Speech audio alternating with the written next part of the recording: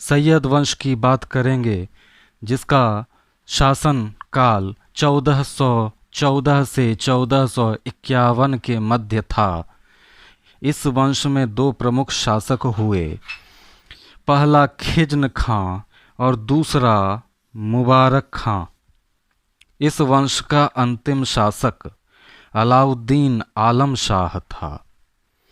आइए एक एक करके चर्चा करते हैं कि किस प्रकार खिज्न खां ने तुगलक वंश के नामक वृक्ष की टूटती शाखाओं को तोड़कर सैयद वंश नामक पेड़ की स्थापना की। आइए एक एक करके उसको देखने का प्रयास करते हैं। ज्ञातव्य हो कि खिज्न खां फिरोज शाह तुगलक के शासन काल में पंजाब का सूबेदार हुआ करता था। नासिरुद्दीन महमूद, जो कि फिरोज शाह तुगलक के बाद उसका उत्तराधिकारी बना, उसके शासन काल में मंगोल नेता तैमूर लंग ने दिल्ली पर चढ़ाई की और नासिरुद्दीन महमूद के शासन क्षेत्र को सीमित करके दिल्ली से पालम तक कर दिया था। इसी दौरान सरदारों ने दौलत खां को दिल्ली का सुल्तान बनाने का प्रयास किया। समय को देखते हुए खिज्न खां ने उस दौलत खां को पराजित किया और 1414 ईस्वी में सैयद वंश की स्थापना दिल्ली पर की। इसकी स्थिति उस समय सुल्तान पद के लिए ज़्यादा मजबूत इसलिए भी थी क्योंकि तैमूर लंग के आने से पहले तो यह सिर्फ पंजाब का प्रशासक था। लेकिन तैमूर लंग के ज़्यादा करीब हो जाने के कारण जब तैमूर लंग वापस जा रहा था, उस समय इसने दीपालपुर, लाहौर और मुल्तान के क्षेत्र खिज्न खां को सौंप दिए थे। खिज्न खां बहुत वफादार व्यक्ति था। इसने कभी भी सुल्तान पद की उपाधि धारण नहीं की। इसने हमेशा अपने आप को रैयत ए आला की उपाधि से ही संतुष्ट रखा और तैमूर लंग के पुत्र शाहरुख को नियमित रूप से कर भेजता रहा। इसकी मृत्यु के बाद 1421 में 7 वर्षों के राजाभिषेक के 7 वर्षों के बाद इसका पुत्र मुबारक खां गद्दी पर बैठा। दिल्ली की गद्दी पर बैठने से पहले उसने मुबारक शाह की उपाधि धारण की और इसलिए भारत के इतिहास में उसे मुबारक शाह के नाम से जाना जाता है। इसने यमुना नदी के तट पर एक नगर बसाया था जिसका नाम था मुबारकाबाद। इसने याहिया बिन अहमद सरहिंदी को अपना संरक्षण प्रदान किया था, जिसने एक फारसी में एक पुस्तक की रचना की, तारीखे मुबारक शाही। इस पुस्तक का संबंध सैयद वंश से है। इस वंश का अंतिम शासक अलाउद्दीन आलम शाह था, जिसे पराजित करके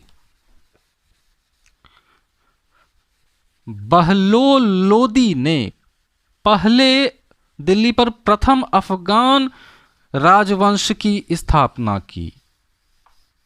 अभी तक हम लोगों ने जितने भी शासक के बारे में पढ़ा, उनका संबंध प्रत्यक्ष या अप्रत्यक्ष रूप से तुर्क के साथ रहा,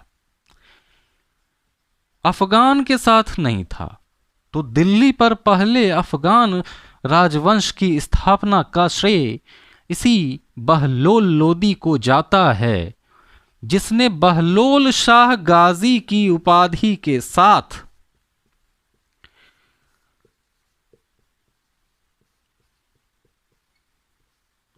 अपना राज्याभिषेक करवाया।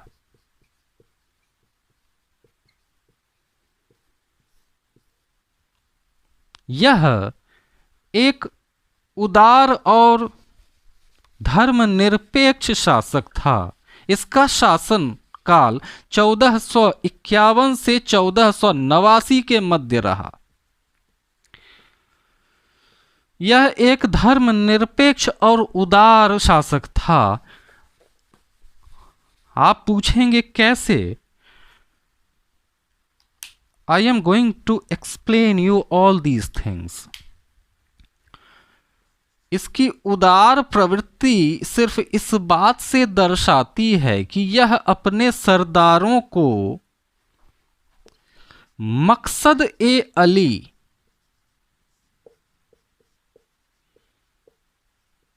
कहकर पुकारा करता था, और जब इसके सरदार खड़े होते थे तब यह भी खड़ा रहता था उनका सम्मान करने के लिए।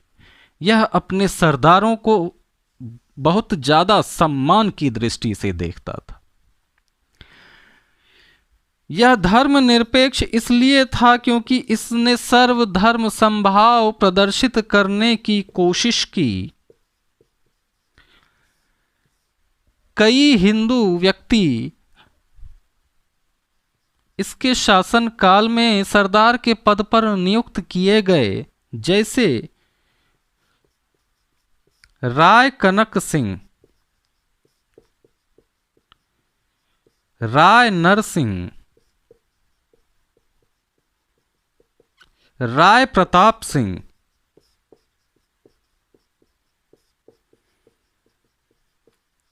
राय दादू, राय त्रिलोक चंद्र,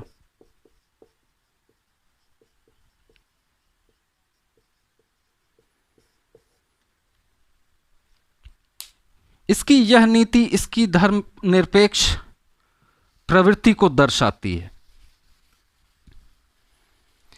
इसने बहलोल सिक्का चलाया जो अकबर के शासन की शुरुआत से पहले तक भारत की अर्थव्यवस्था का प्रमुख आधार था।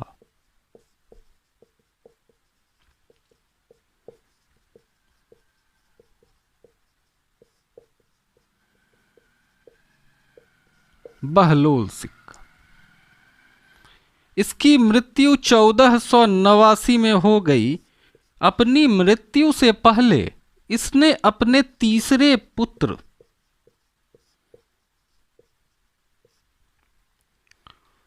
निजाम खां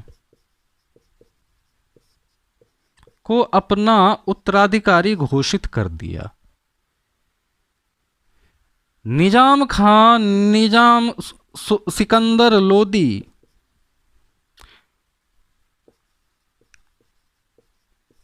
सिकंदर शाह लोदी के नाम से दिल्ली की गद्दी पर बैठा और अपना राज अभिषेक करवाया। लेकिन इसे कई समस्याओं का सामना करना पड़ा अपने राज अभिषेक के तुरंत बाद। इसकी मां का नाम जयबंद था। निजाम खां कहें या सिकंदर शाह लोदी कहें, इसकी मां का नाम जयबंद था। यह एक सुनार की बेटी थी।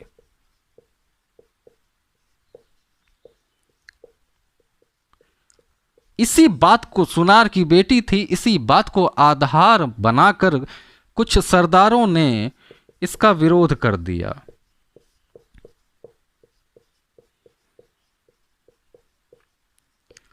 चूंकि इसकी धर्मनिरपेक्ष नीति ने इसे कई वफादार सरदारों को कमाने में काफी मदद पहुंचाई थी। इसके कई वफादार सरदार थे, सूबेदार थे।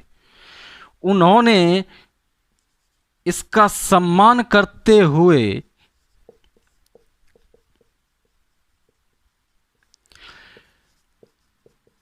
इसके द्वारा छोड़ी गई वसीयत को वैध माना और जबरदस्ती निजाम खां को दोबारा गद्दी पर बैठाया।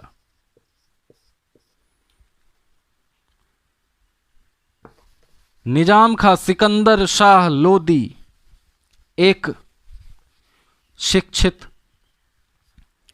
दूरदर्शी, विद्वान, उदारवादी और एक कुशल शासक सिद्ध हुआ।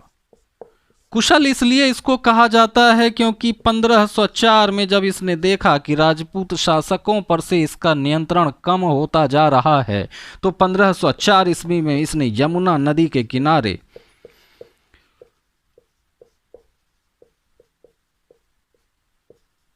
एक नगर की स्थापना की जिसको आगरा कहा गया, और वहीं पर अपनी राजधानी का स्थानांतरण दिल्ली से किया। यह इसकी दूरदर्शी नीति का सबसे बेहतरीन उदाहरण है। यह उदार था, यह उदार था। इसके पीछे इतिहासकार तर्क देते हैं कि इसने जकात कर को समाप्त कर दिया। जकात कर होता क्या था? जकात कर मुस्लिमों से लिया जाने वाला एक धार्मिक कर होता था जो कि संपत्ति का 1/40 भाग हुआ करता था। इसने उसे समाप्त कर दिया। यह भूखों को स्वयं खाना खिलाता था।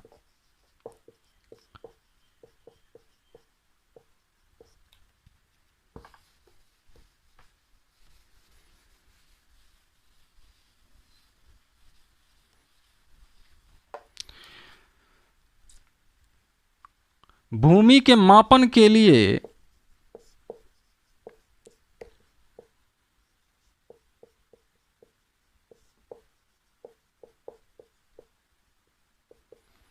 गज ए सिकंदरी नामक एक पैमाना इसने बनवाया, जिसका बाद में बहुत ज़्यादा इस्तेमाल किया गया। हम लोग आगे के वीडियो में पढ़ेंगे। गज ए सिकंदरी।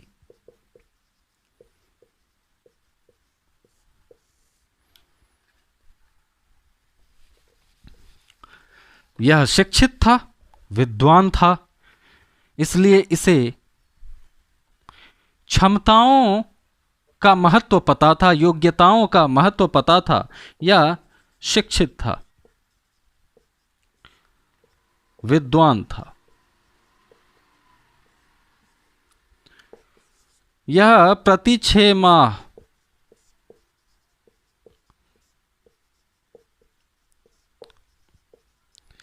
के बाद राज्य के योग्य और कुशल व्यक्तियों की सूची तैयार करता था और अपने दरबार में उनमें से सबसे ज़्यादा कुशल, यथास्थिति कुशल लोगों को वह रोजगार दिया करता था। इसकी यह नीति कहीं न कहीं फिरोज शाह तुगलक के रोजगार दफ्तर की नीति से बहुत मिलती जुलती है। यह गुलरुखी शीर्षक से, गुलरुखी शीर्षक के साथ यह फारसी में कविताएं लिखा करता था। इसे कविताएं लिखने का बड़ा शौक था। संस्कृत के एक आयुर्वेदिक ग्रंथ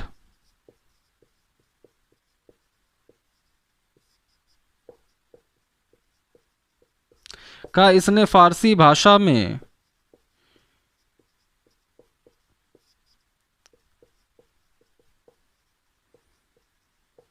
फरहंगे सिकंदरी के नाम से अनुवाद करवाया था।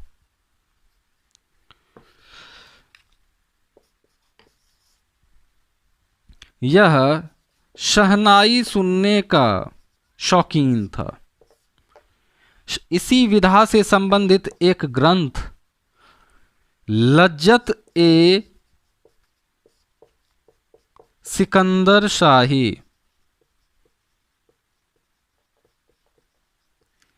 की रचना इसी के शासन काल में हुई।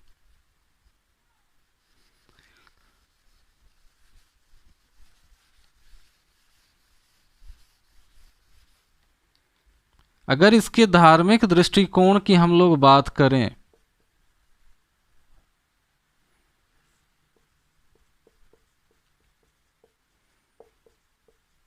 बहुत सारी बातें हम लोगों के समक्ष प्रस्तुत होती हैं। जैसे इसने मुसलमानों को ताजिया निकालने से रोक दिया।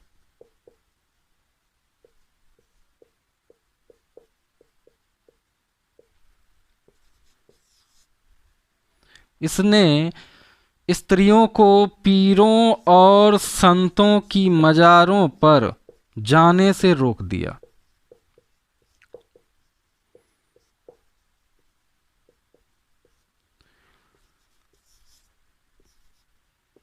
नगरकोट स्थित ज्वालामुखी मंदिर की मूर्तियों को तोड़वाकर उसके टुकड़ों को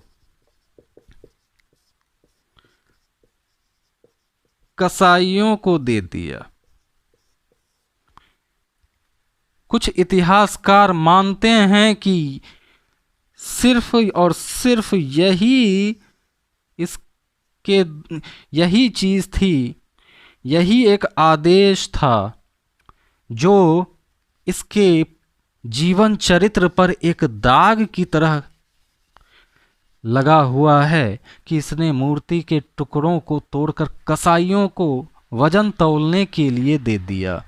बस यही एक दाग है इसके चरित्र पर, कुछ इतिहासकारों के अनुसार।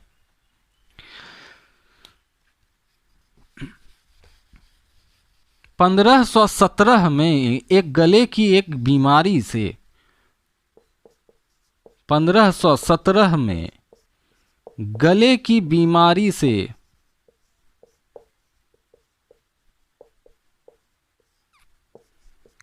इसकी मृत्यु हो गई। इसकी मृत्यु के बाद इसका पुत्र इब्राहिम लोदी आगरे की गद्दी पर बैठा।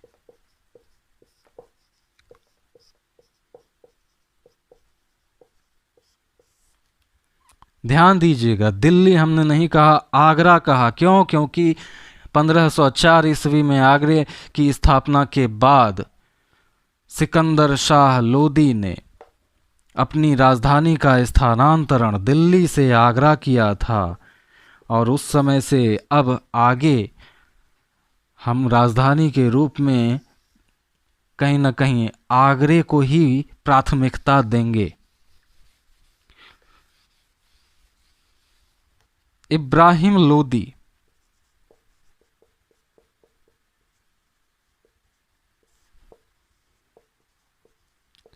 जो कि 1517 से 1526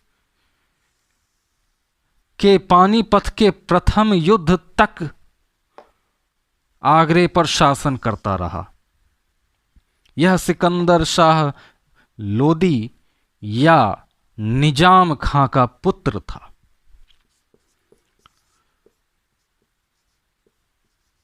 इसकी कोई विशेष उपलब्धि नहीं है जिस पर प्रकाश डाला जाए, क्योंकि 1500 गद्दी पर जब यह बैठा 1517 ईस्वी में, उसके एक वर्षों के बाद 1518 में खतौली के युद्ध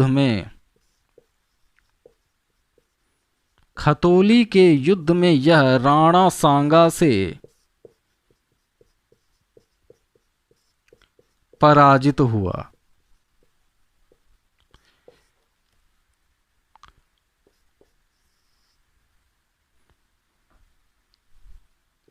इस पराजय के कुछ दिनों के बाद जब इसके शासन में स्थिरता आई तो इसके वजीर ने मोठ की मस्जिद का निर्माण कराया।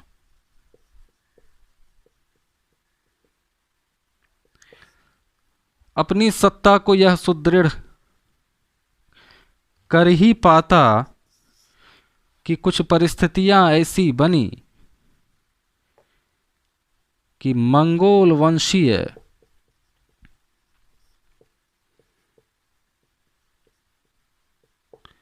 मंगोल और तुर्की और मंगोल वंशीय, क्योंकि बाबर में तुर्की और मंगोल दोनों का खून दौड़ता था। मंगोल वंशीय बाबर ने भारत पर आक्रमण किया 1526 ईस्वी में, जिसकी परिणति पानीपत के प्रथम युद्ध के रूप में देखने को मिली। उस युद्ध में इब्राहिम लोदी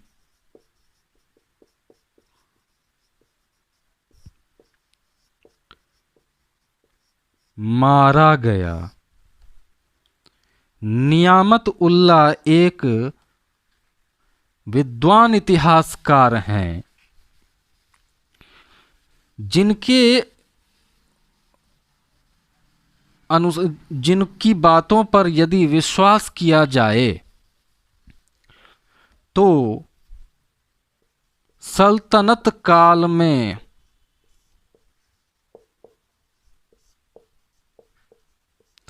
युद्ध स्थल पर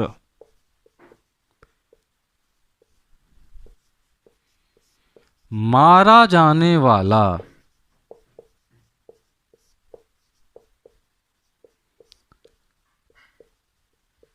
प्रथम सुल्तान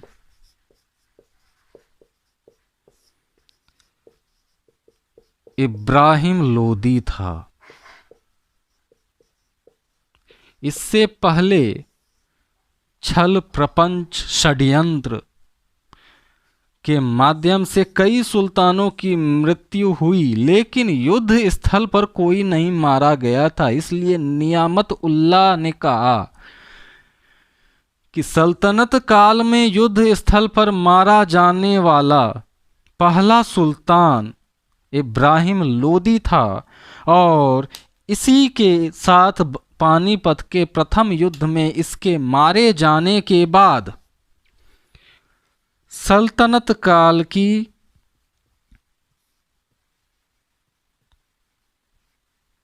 भी समाप्ति हो गई। इसके बाद नए राजवंशों ने जन्म लिया। फिर मुगलों ने भारत की शासन व्यवस्था को एक स्थिरता प्रदान करने की कोशिश की। फिर शेर शाह सूरी ने 5 वर्षों तक राज किया। फिर अकबर का पदार्पण होता है, और इस प्रकार एक अच्छे खासे समय तक भारत पर मुगलों ने अकबर के नेतृत्व में अकंटक शासन किया। उन सभी बातों पर हम लोग अगले वीडियो में बात करेंगे। तब तक के लिए जय हिंद।